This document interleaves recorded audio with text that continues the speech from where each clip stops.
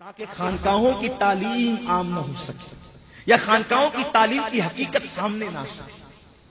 حضرت محبوب صاحب نے فرمایا کہ رسول پاک نے کہا کہ جو مانگو گی دیں گے۔ سیدہ نے کہا حضرت عائشہ صدیقہ نے، یا رسول اللہ بن مانگے تو آپ نے بہت کچھ دیا ہے، آج آپ کہتے ہیں جو مانگیں گی دیں گے، تو ذرا میں کسی سے مشورہ کر سکتی ہوں تاکہ ایسی چیز مانگ لوں جس سے دونوں جہان میں بھلا ہو جائے۔ حضور نے کہا ٹھیک ہے، جاؤ جس سے چاہو مشورہ کرو۔ وہ اپنے بابا کے پاس گئی اور کہا کہ ابا جان یہ بتائیں حضور آج ایسا ایسا کہتے ہیں میں کیا مانگوں؟ صدیق اکبر نے کہا بیٹی حضور سے کہنا کہ حضور معراج پر گئے تھے، اللہ سے جو باتیں ہوئی تھی اس میں سے ایک بات بتا دیں۔ سیدہ عائشہ صدیقہ آئی اور آنے کے بعد کہا یا رسول اللہ آپ معراج پر گئے تھے اور جو اللہ سے باتیں کی اس میں سے ایک بات مجھے بتا دیں۔ حضور نے مسکرا کے کہا یہ بات تجھے ابو بکر نے نہ بتائی؟ یہ بات تجھے ابو بکر نے یہ مشورہ نہ دیا؟ کہا جی یا رسول اللہ دیا۔ فرمایا کہ ایسی باتیں ابو بکر کے ذہن میں ہی آ سکتی ہیں، یہ باتیں ابو بکر ہی کر سکتے ہیں، پھر کیا ہوا؟ اللہ اکبر۔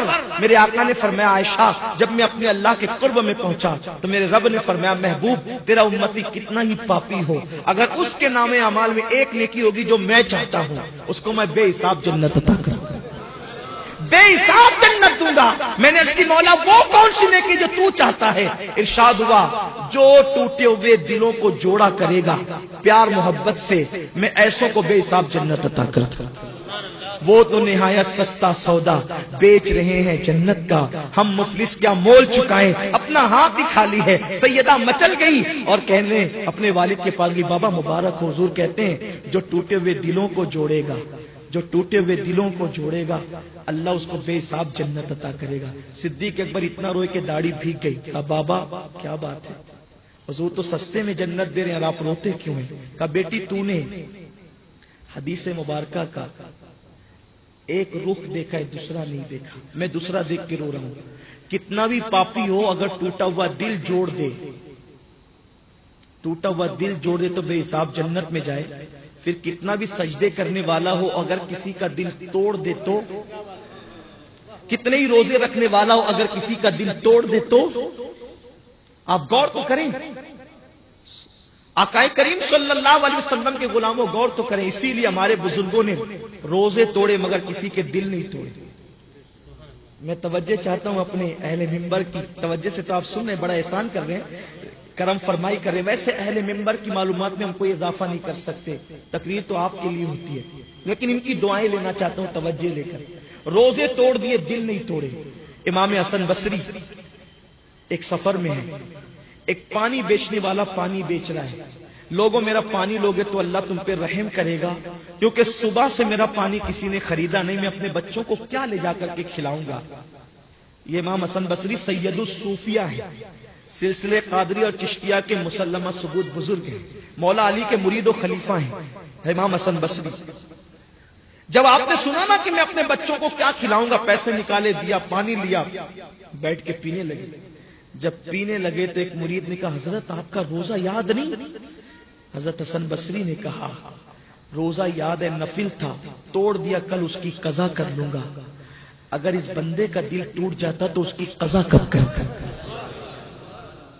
یہ ہمارا دین ہے۔ اللہ کے رسول نے فرمایا کہ کچی پیاز کھا کر مسجد میں مت آیا کرو، کچا لہسن کھا کے مسجد میں مت آیا کرو۔ کچے پیاز کچا لہسن کھا کے گھر میں رہ سکتے، مسجد میں کیوں نہیں آ سکتے؟ اس لیے کہ جب تم مسجد میں آؤ گے تو تمہارے بازو میں کھڑا ہوا جو نمازی ہے وہ پیاز کی بدبو اس کو تکلیف پہنچائے گی۔ قربان جائیں، جائز پیاز کی بدبو اگر اپنے مسلمان بھائی کو تکلیف پہنچائے تو حضور اس کو کھا کر مسجد میں آنے سے منع کرتے ہیں۔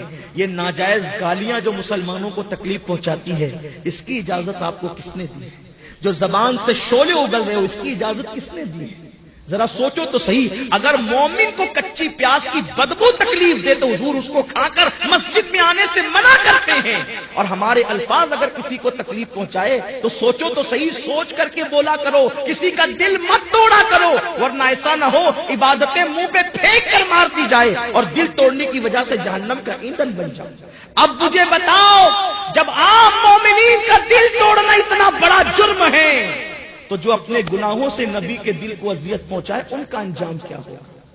ان کا حشر کیا ہوگا؟ روضے اقدس میں حضور کے دل کو تکلیف پہنچائے. اتنا پیار دیا حضور نے اور تم گناہ کر کے حضور کو اذیت پہنچا رہے ہو. نمازیں چھوڑ کر مسجدوں کو ویران کر کے تم نے نبی کی آنکھوں کو ٹھنڈک پہنچائی.